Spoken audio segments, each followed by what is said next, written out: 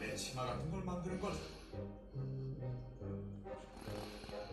이제 여섯 깃털 극락조가 그런 특이한 모습을 어떻게 만드는지 알게 됐지만 그 이유는 알지 못합니다.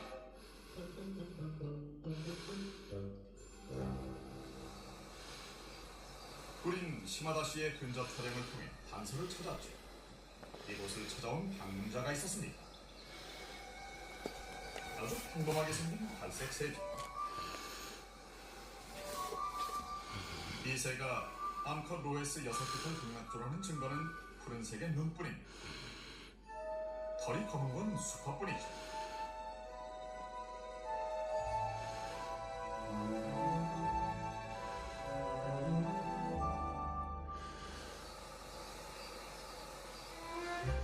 공연이 시작됐습니다.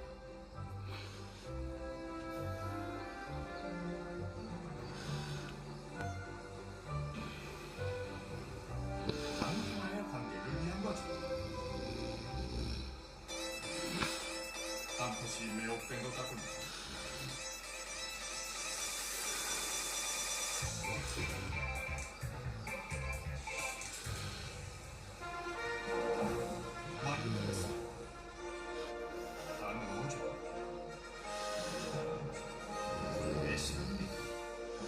이 특이한 춤은 사실 군의 행위였죠.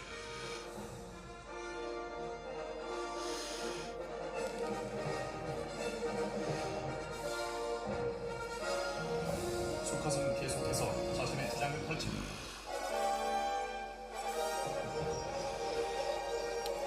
참 거절당했군요. 남자라면 누구나 알겠지만 여자의 마음을 얻는 건 쉽지 않습니다.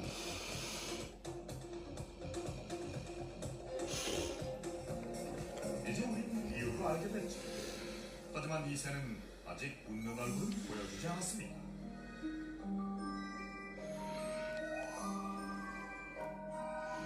시마다 씨와 팀원들은 기다리는 수밖에 없었죠.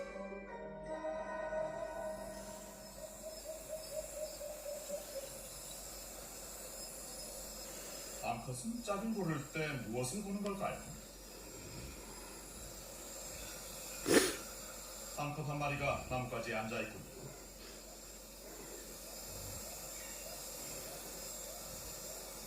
수컷이 우아한 동작을 선보이기 시작하자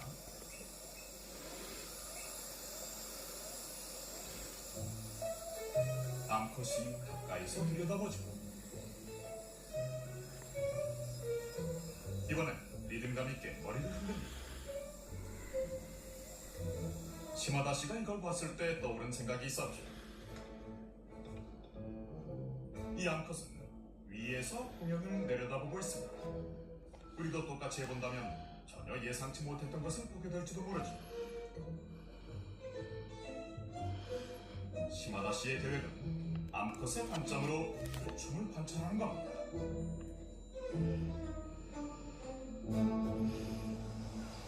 이 새들은 아침과 밤에만 이곳에 오죠. 한낮엔 아무 일도 없습니다. 촬영팀은 이 휴식기에 장비를 준비했죠. 배우들에게 방해가 되지 않는 곳에 소형 카메라를 설치했습니다. 내려다보는 장면을 찍기 위해 조심스럽게 렌즈를 조정했죠.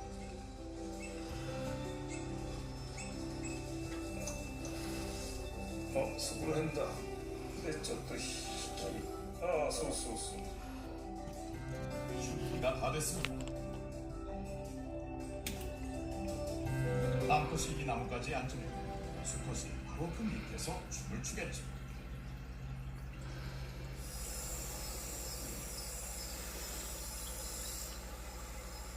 다음 날 우리의 배우가 도착했습니다.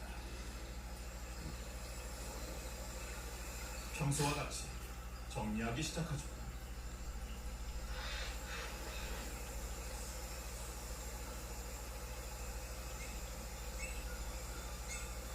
그리고 춤을 추기 시작합니다. 정말 칠흑같이 까맣고 위에서 보면 동그란 모양입니다. 멈췄죠. 보세요. 눈 깜짝할 사이에 나타났습니다.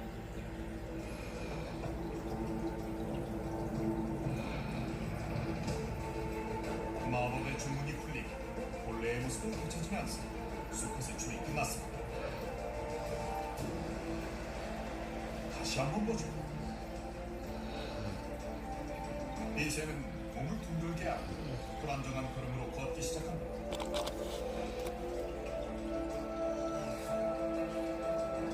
실룩거리는 검은 머리, 머리에서 자라난 장식용 깃털이죠.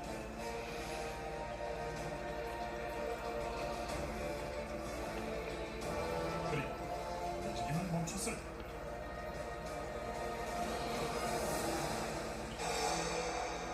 밝고 노란 눈동자가 순식간에 반짝입니다.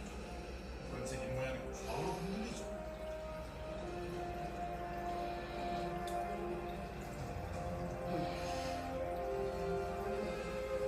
암컷의 관점으로 본 것은 우리가 이 앞에서 같이 본 것과는 완전히 모습이었습니다.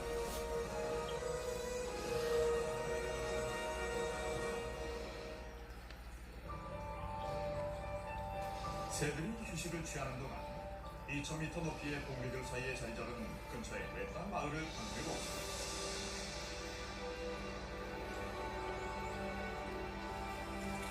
호갑의 주민들은 그들의 물을 아주 자랑스러워하는 그런 말과 이 물은 아주 깨끗하고 맛있거든. 이들은 자연보호구역인 이웃숲을 조심스럽게 지켜왔습니다.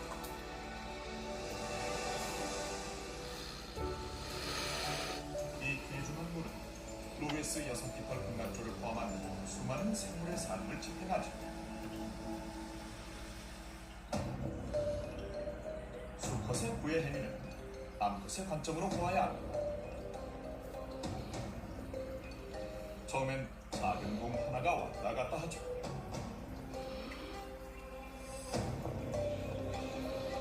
그러다 눈이 갑자기 미소를 짓습니다.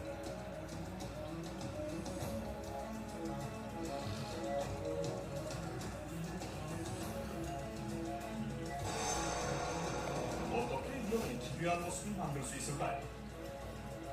옆에서 보면 뭔가 드러날지도 모릅니다.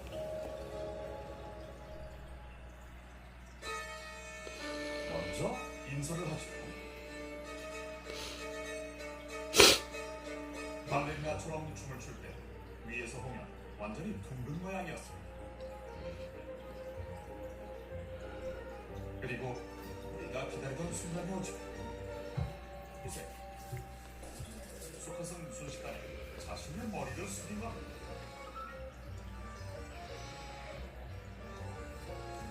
빛나는 노란색 깃털은 가슴의 장식 깃털에서 나온 거죠. 머리를 숙이면 그 깃털이 위를 향하게 됩니다. 옆에서 보면 무늬가 하나밖에 안 보이죠. 하지만 위에서 보면 두 개의 눈처럼 보입니다. 그 이유는 바로 머리와 부리의 위치 때문이죠. 머리도 새까만 색이라 그렇게 보이는 겁니다.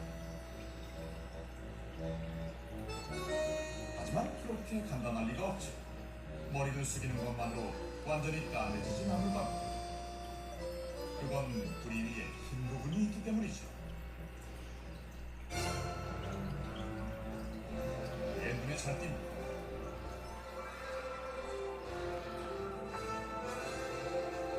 그런데 춤을 추기 직전에 흰 부분이 사라졌죠. 그게 어떻게 가능할까요? 비밀은 분명히 처음의 인사와 관련이 있죠. 자세히 보세요.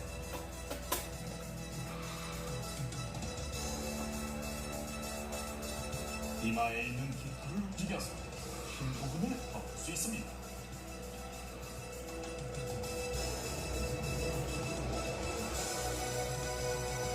이 새는 실제로 완전히 검은색으로 변할 수도 있죠.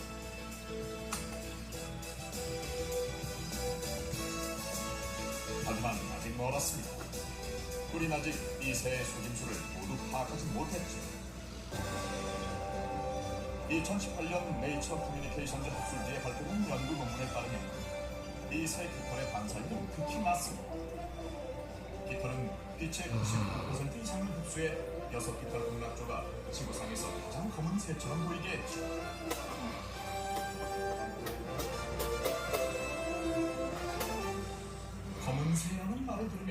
즉시 까마귀를 떠올리실 겁니다. 하지만 이렇게 나란히 두고 보면 비교가 안 될 정도죠.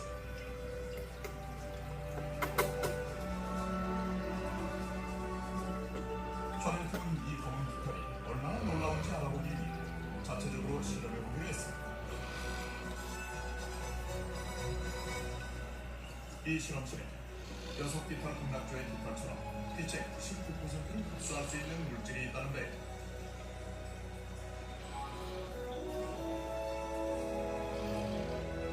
바로 이겁니다.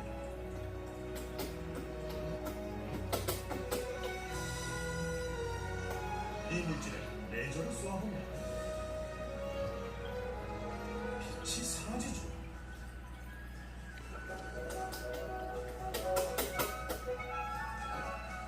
이 물질 두 조각을 겹치면 마치 마법 같습니다.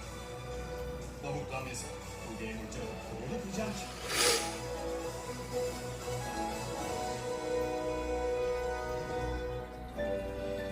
우린 인간이 만든 물질을 살펴봤습니다. 그런데 이 새의 깃털은 어떨까요? 왜 까만 걸까요? 그 비밀은 이 구조에 있습니다. 보시다시피 빽빽하고 들쭉날쭉하죠. 같은 크기의 까마귀 깃털과 비교해보면 확연히 다릅니다. 이것은 꽤 복잡한 구조죠. 들어온 빛은 모든 표면을 반복적으로 반사하고 거의 완전히 흡수되기 때문에 다시 밖으로 나오지 않는 겁니다. 이것이 바로 수컷이 놀라울 정도로 함께 보이는 비밀이었죠.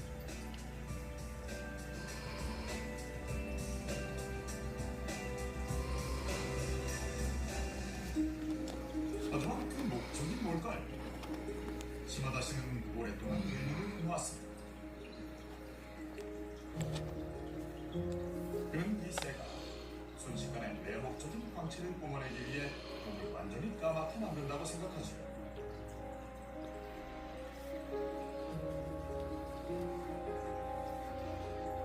수컷은 아주 어두운 망토를 쓰고 무지갯빛 가슴깃털을 반짝이는 행위를 하며 자신의 구의 대상에게만 집중하고 있는 겁니다. 하지만 인기가 있는 수컷과 없는 수컷 사이에 차이가 있죠. 가슴깃털을 반짝인 후에는 어떻게 할까요? 저기 푸른 빛이 앞뒤로 흔들리는 게 보이시나요? 꽤 인상적이죠. 보면 앞에서는 이것에 특별한 관심을 보일 거고 수컷은 까다롭게 보이겠죠. 저 파란 부분은 머리 뒤쪽에 있는 깃털입니다. 깃털은 들릴 때만 나타나는 겁니다. 춤이 끝날 때쯤 수컷이 머리를 좌우로 흔들었던 걸 기억하시나요? 그때 수컷이 파란 깃털을 부풀리고 있었는데 그걸 위에서 보면 웃는 얼굴이 움직이는 것 같았죠. 그럼 이제 인기 있는 수컷과 인기 없는 수컷을 구분해 봅시다. 왼쪽 수컷은 암컷을 쉽게 차지했지만 오른쪽 수컷은 암컷에게 쪼이고 거절당했습니다. 이번엔 머리 흔들기 대회를 해볼까요? 준비 시작! 시작부터 매력적인 수컷은 날렵하게 움직이지만 다른 수컷은 속도도 부족하고 움직임의 시간도 짧죠. 그것은 도전자의 패배를 의미합니다.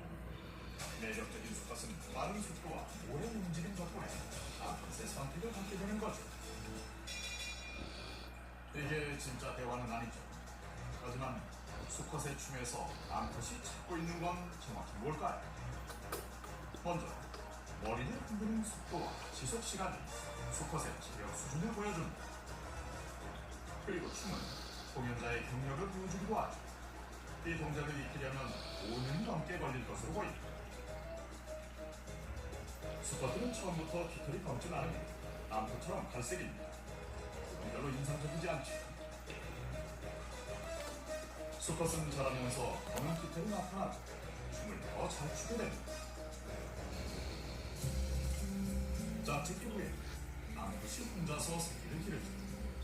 포식자가 적고 주변에 먹이가 풍부한 험만 번드레한 수컷에게 도움을 구하지 않습니다. 암컷의 선택을 받는 수컷이라면 자신의 색을 보여주고 지속해서 춤 실력을 연마하면서 적절하게 분배해야 하죠.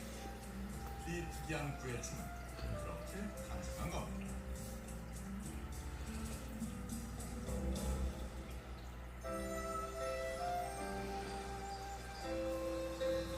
우린 관찰하는 동안 벌써 흥미로운 행동을 보게 됐죠.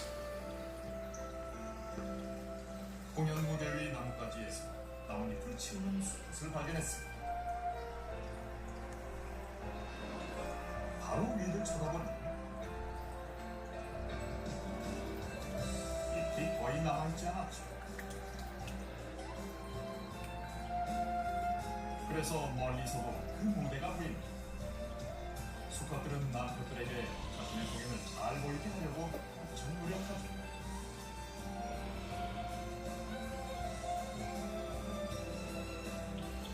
검은 털과 감춰진 웃는 얼굴로 완성된 로베스 6깃털 공략조는 뉴기니 숲의 열정적인 활과 이들이 갑자기 공원에는 무지개 빛이 최선을 다하는 삶에서 나온 멋진 광채죠.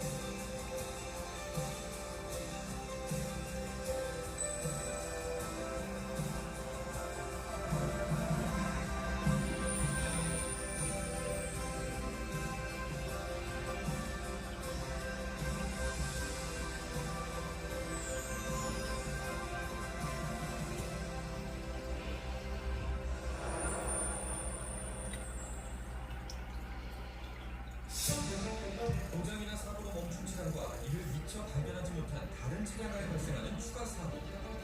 매년 30명 가까이 사망자가 발생하는 고속도로 2차 사고는 일반 사고보다 피사율이 6배나 높습니다.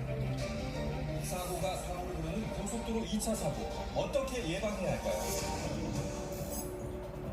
사고 발생 시 비상등을 켜고 트렁크를 열어 주변 차량의 사고를 알려야 합니다. 가능하다면 안전 삼각대도 설치합니다. 이에 앞서 차량 이동이 가능하다면 갓길로 신속하게 옮깁니다. 2차 사고 사망자의 약 70%가 차량 내부나 현장 인근에 머무르다 발생합니다. 시야 확보가 어려운 상황이라면 무리하게 안전 삼각대를 설치하지 말고 가드레일 밖으로 빠르게 대피합니다. 이후 한국도로공사 또는 112, 119로 신고합니다. 신속한 대피가 생명인 고속도로 2차 사고 예방법을 기억하세요.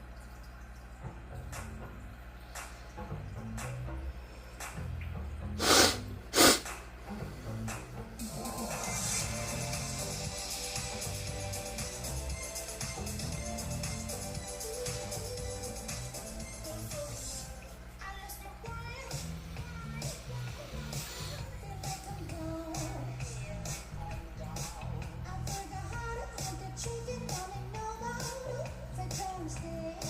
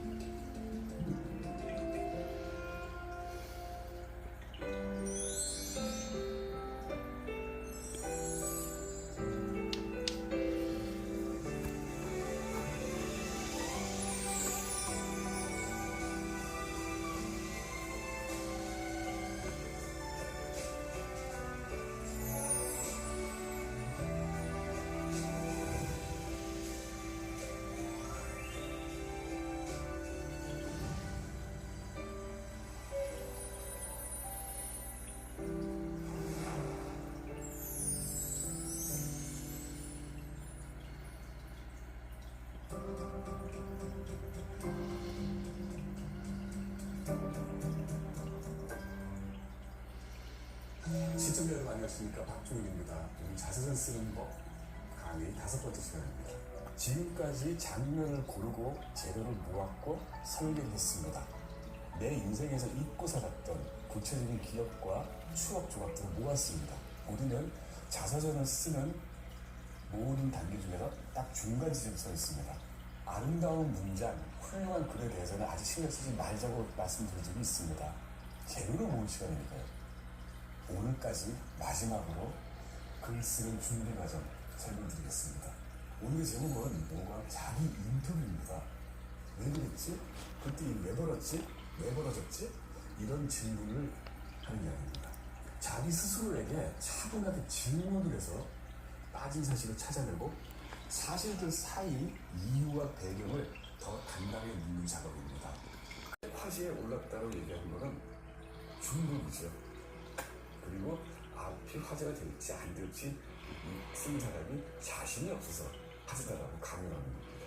우리들이 글을 쓸 때 이런 죽은 표현들, 우리 입에서 평생 살는 동안에 나올 법하지 않은 그런 표현들은 쓰지 않도록 합니다.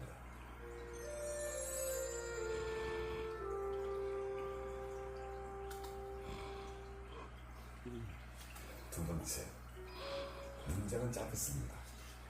마치표를 누릅니다. 글이 싫으면 짧게 써야 합니다.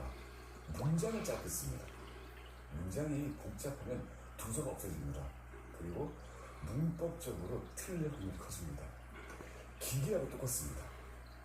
구조가 단순해야 잠보장이 없습니다. 그리고 단순해야 쓰기가 편합니다.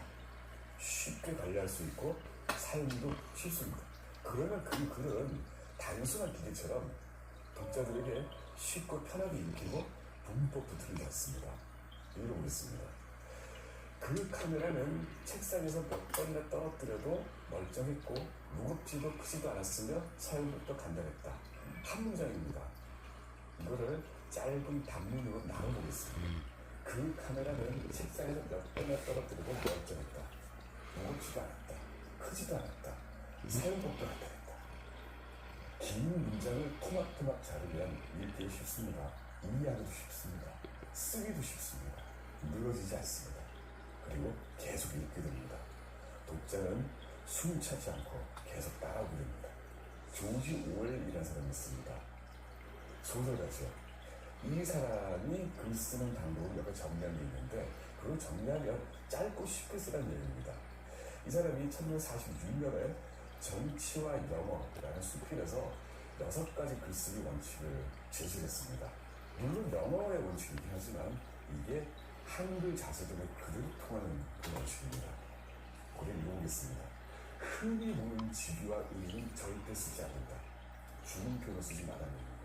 짧은 단어를 쓸 수 있을 때는 절대 긴 단어를 쓰지 않는다. 주저도 쓰지 않는다. 때도 상관없는 단어는 반드시 뺀다. 역시 짧게 쓰라는 얘기입니다. 예를 들어서 눈이 딱 떠섰다. 발집게. 벽걸이 TV 밑에 놓인 전자시계가 어김없이 04시 45분을 가리키며 깜빡거리고 있다. 나는 침대에서 벌떡 일어나 발끝으로 더듬어 슬리퍼를 꿰고 화장실을 다녀와 거실로 나왔다. 이거를 조지 오웰과 제가 정리한 짧고 쉽게 일말로 쓰는 원칙으로 한번 수정해 보겠습니다. 눈이 떠졌다. 발집게. 벽걸이 TV 밑에 놓인 전자시계가 04시 45분을 가리키며 깜빡거리고 있다. 나는 침대에서 일어나 발끝으로 더듬어 슬리퍼를 꿰고 화장실을 다녀와 거실로 나왔다. 앞글에 나오는 딱 어김없이 벌떡 다 지웠습니다. 그런데 상황이 어떻습니다. 또 조지 오웰이 이렇게 얘기합니다. 능동태를 쓸 수 있다면 절대 수동태를 쓰지 않는다. 예를 들어서 그 남자가 걔한테 물렸다. 수동태입니다. 그런데 이게 더 긴장을 줄 수가 있습니다. 걔가 그 남자를 물었다. 훨씬 설득력이 있습니다. 그럼 이게 화제가 됩니다. 그 남자가 걔한테 물렸다보다는 걔가 그 남자를 물었다라고 하는 게 조금 더 설득력이 있게 되는 거죠. 일상생활용으로 대체할 수 있다면 외래어나 과학용어, 전문용어는 절대 쓰지 않는다. 쉽게 쓰라는 이야기입니다. 마지막으로 대놓고 상스러운 표현을 쓸 수밖에 없다면 이 5가지 원칙을 깨버린다. 너무나도 상스러워요.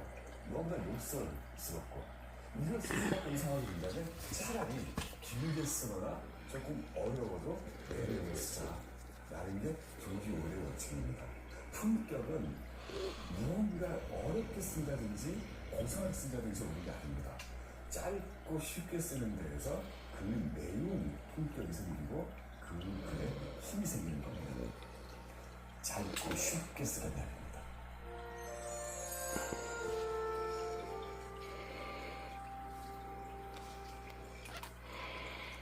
그리고 조지 오웰이 쓰는 영어와 우리들이 쓰는 한국어와 조금 더 다른 특성이 있습니다.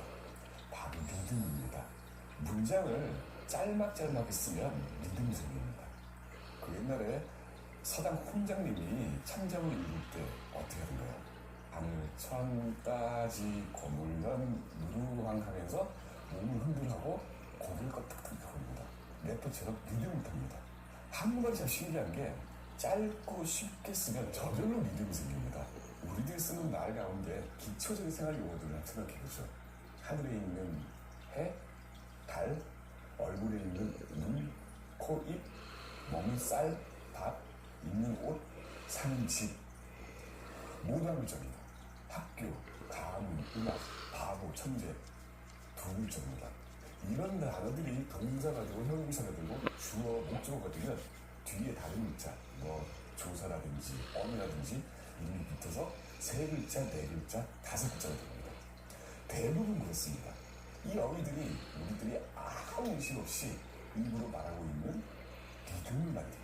그 리듬을 아주 옛날 예술가들이 알아차리고 만든 음악이 있습니다.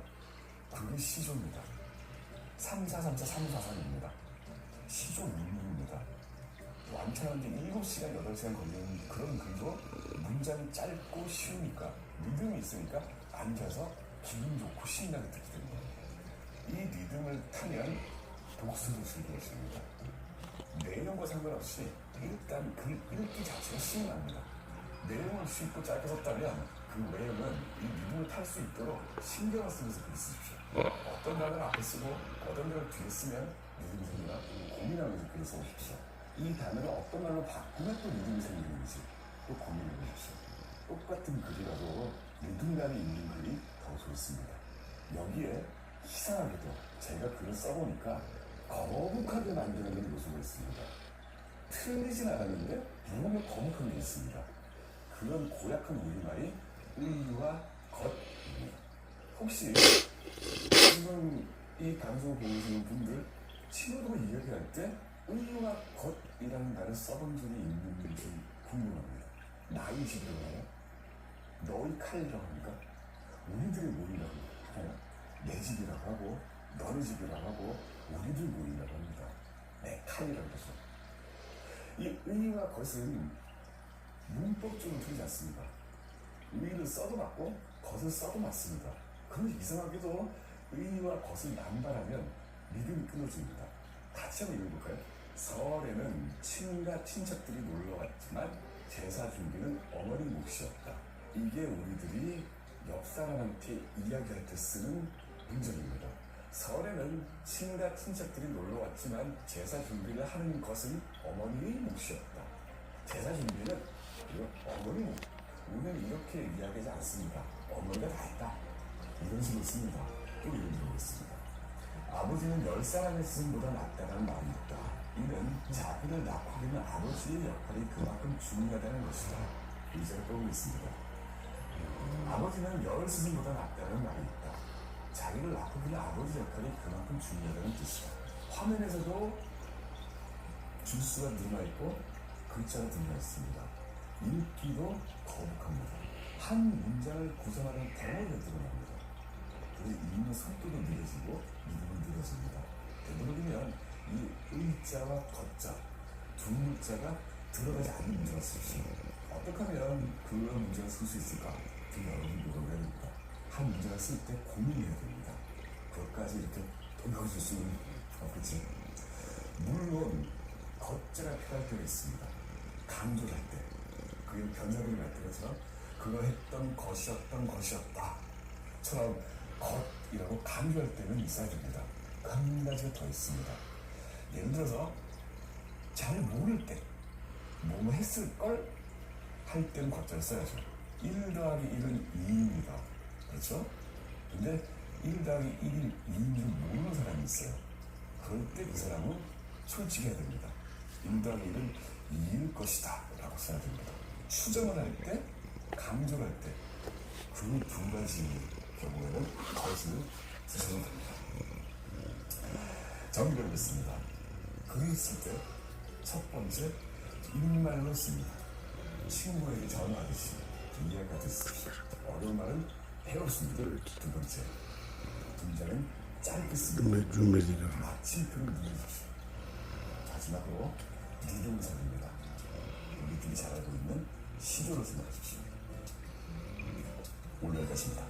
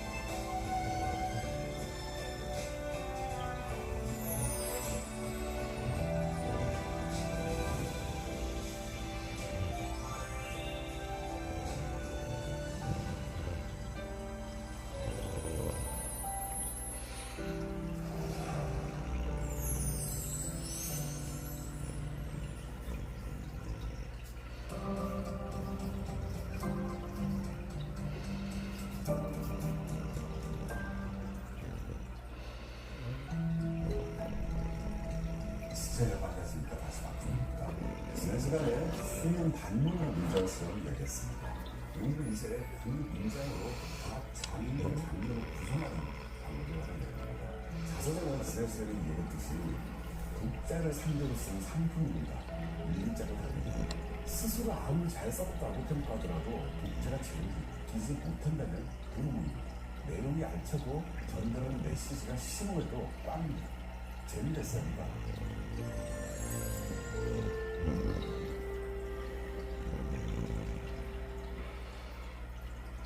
재미를 위해서는 기본적으로 두 가지가 필요합니다.